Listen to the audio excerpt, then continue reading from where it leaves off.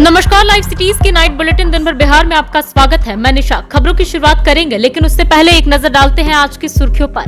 नीतीश कुमार और विजय चौधरी की मुलाकात, मंत्रिमंडल विस्तार को लेकर दिया बड़ा बयान। चिराग ने चाचा पशुपति पारस पर किया पलटवार। बिहार सरकार और पुलिस पर पशुपति पारस ने लगाया आरोप। संतोष सुमन ने महागठबंधन पर साधा निशाना। एनडीए और इंडिया किसी के साथ नहीं हूँ, बोले मुकेश सहनी। पप्पू यादव की पार्टी जाप का रेल चक्का जाम प्रदर्शन। चिराग और पशुपति पारस के झगड़े को सुलझाएगी बीजेपी। शिक्षा विभाग की बड़ी कार्रवाई। ड्यूटी छोड़ धरने में शामिल 7 शिक्षक बर्खास्त। रक्सौल बॉर्डर पर 2 चीनी नागरिक धराए। बिहार रेल पुलिस ने शराब के साथ तस्कर को किया गिरफ्तार। और अब खबरें विस्तार से। बिहार में नीतीश मंत्रिमंडल का विस्तार होना है, जिसको लेकर चर्चा काफी ज्यादा तेज हो गई है। लेकिन इस बीच नीतीश के करीबी मंत्री विजय चौधरी ने इसको लेकर बड़ा बयान दिया है। उन्होंने कहा कि सिर्फ मीडिया में बातें चल रही है। सरकार के मंत्री ने ना ही कुछ कहा और ना ही मुख्यमंत्री ने इस पर बयान दिया है। उन्होंने साफ कर दिया कि अभी ऐसी कोई बात नहीं है। आपको बता दें कि बिहार सरकार के वित्त मंत्री विजय चौधरी के घर अचानक मुख्यमंत्री नीतीश कुमार पहुंच गए थे। इस दौरान दोनों नेताओं में मुलाकात हुई और कुछ गुफ्तगू भी हुई। इस मुलाकात के बाद मंत्रिमंडल विस्तार की चर्चा तेज हो गई थी। एनडीए में शामिल होने के बाद लोक जनशक्ति पार्टी रामविलास के राष्ट्रीय अध्यक्ष चिराग पासवान दिल्ली से पटना पहुंचे। पटना एयरपोर्ट पर चिराग पासवान का भव्य स्वागत किया गया। इस दौरान उन्होंने चाचा पशुपति पारस के एनडीए गठबंधन का हिस्सा नहीं होने वाली बात पर कहा कि एक बात स्पष्ट कर दूं, आप जब किसी गठबंधन का हिस्सा होते हैं तो गठबंधन की मर्यादा यह कहती है कि तमाम बातों को ध्यान में रखकर ही गठबंधन धर्म का पालन करना चाहिए। इस तरह की बातें करने से कोई फायदा नहीं होगा। अगर आप गठबंधन में हैं तो अपनी चिंताओं को गठबंधन के समक्ष रखें। चिराग ने कहा कि हम लोग बहुत आगे निकल चुके हैं। मेरा घर और परिवार से व्यक्तिगत लड़ाई नहीं है। हमें बिहार फर्स्ट, बिहारी फर्स्ट की चिंता है। मुझे यह सब बातों से कोई फर्क नहीं पड़ता है, ना इन बातों पर कोई टिप्पणी करना चाहता हूँ। बिहार सरकार और प्रशासन पर केंद्रीय मंत्री पशुपति पारस का गुस्सा फूटा है। उन्होंने कहा है कि बिहार की स्थिति दिन ब दिन खराब होते जा रही है और नीतीश कुमार हाथ पर हाथ धरे बैठे हैं। उनका अपनी पुलिस पर से कमांड खत्म हो गया है। बिहार में लॉ एंड ऑर्डर नाम की कोई चीज नहीं बच गई है। उन्होंने अरवल, बेगूसराय आदि जगहों में महिलाओं के साथ हुई घटना का जिक्र किया और पुलिस के साथ साथ सरकार को घेरा। वहीं उन्होंने मुजफ्फरपुर में आशुतोष शाही की हत्या वाली घटना का भी जिक्र किया और कहा कि बिहार में हर रोज हत्या, लूट, डकैती जैसी घटनाएं सामने आ रही है। वहीं उन्होंने सीएम नीतीश को लेकर यह भी कहा कि वो भाषण देने से पहले तेजस्वी यादव की तरफ मुड़कर देखते हैं और फिर भाषण देते हैं। बिहार सरकार के पूर्व मंत्री और हम पार्टी के राष्ट्रीय अध्यक्ष संतोष सुमन 3 दिवसीय दौरे पर पूर्णिया पहुंचे, जहां उन्होंने महागठबंधन पर जमकर निशाना साधा। उन्होंने कहा कि बिहार में महागठबंधन 1 सीट पर सिमट गई थी और ये लोग 40 सीट का दावा करते हैं। हंसी आती है। उन्होंने कहा कि एनडीए को कोई नहीं हरा सकता। इसके साथ ही अपनी पार्टी को लेकर कहा कि हम पार्टी गरीबों की पार्टी है और सभी समुदाय को लेकर चलने वाली पार्टी है। सीमांचल में मुसलमान समुदाय का बहुत सहयोग और प्यार मिला है। वीआईपी सुप्रीमो मुकेश सहनी एकला चलो की राह पर हैं। उन्होंने कहा कि वर्तमान में एनडीए और इंडिया किसी के साथ नहीं हूँ। एनडीए या इंडिया की तरफ से न्योता के सवाल पर उन्होंने कहा कि न्योता तो दोस्त को दिया जाता है।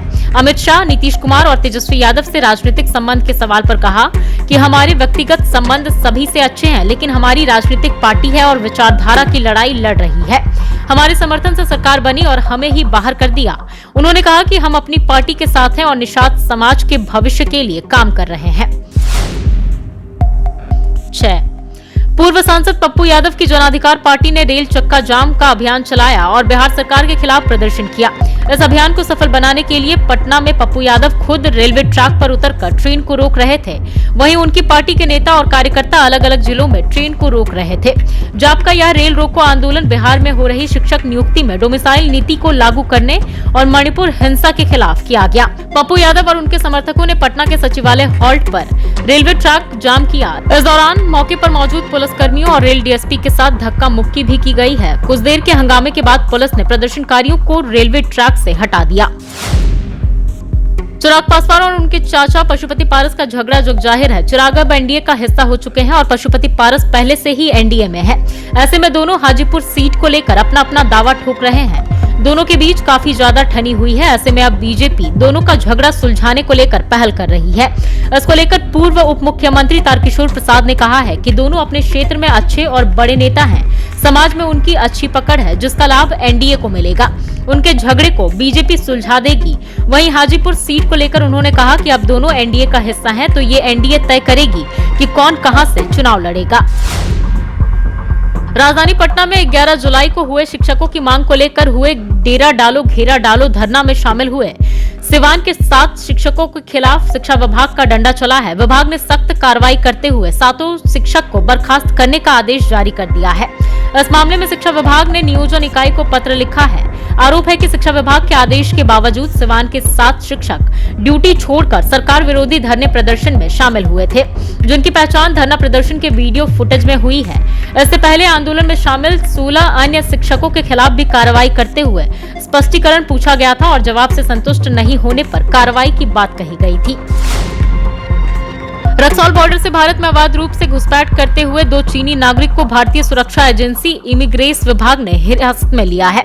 दोनों चीनी नागरिक जैंक्सी प्रांत के निवासी हैं। हिरासत में लिए गए दोनों चीनी नागरिक 2 जुलाई को रक्सौल कस्टम, मैत्री पुल और इमिग्रेशन कार्यालय क्षेत्र के आसपास चहलकदमी कर रहे थे। उस समय भी दोनों चीनी नागरिक को सुरक्षा एजेंसियों ने समझाकर सही दस्तावेज लेकर भारतीय क्षेत्र में प्रवेश करने के लिए बताकर नेपाल वापस भेज दिया था, मगर बीती देर शाम फिर दोनों अवैध रूप से भारत में प्रवेश करने की कोशिश कर रहे थे। सुरक्षा एजेंसियों को शक है कि ये जासूसी या किसी गलत कार्य के उद्देश्य से बार बार भारत में अवैध तरीके से प्रवेश करने की कोशिश कर रहे हैं। फिलहाल दोनों चीनी नागरिकों से पूछताछ की जा रही है। बिहार सरकार भले ही शराबबंदी को सफल बनाने के लिए तरह तरह के हथकंडे अपना रही है, लेकिन शराब तस्कर भी सरकार को अंगूठा दिखा रहे हैं। इसी कड़ी में जहानाबाद रेल थाने की पुलिस ने जनशताब्दी एक्सप्रेस ट्रेन से अंग्रेजी शराब की बड़ी खेप के साथ एक तस्कर को गिरफ्तार किया है। पकड़े गए तस्कर के पास से 45 केन बियर बरामद किए गए हैं, जबकि ट्रेन के अन्य बोगी से 84 केन बियर और 8 बोतल अंग्रेजी शराब बरामद किए गए हैं। गिरफ्तार तस्कर से पुलिस पूछताछ करने में जुटी हुई है। बताया जाता है कि इस तस्करी गिरोह में और लोग शामिल थे, जो पुलिस की छापेमारी देखकर भाग निकले। रेल पुलिस के द्वारा की गई इस कार्रवाई के बाद से शराब तस्करी करने वाले लोगों के बीच हड़कंप मच गया है। दिन भर बिहार में बस इतना ही। बाकी की वीडियोस के लिए आप बने रहें लाइव सिटीज के साथ। धन्यवाद।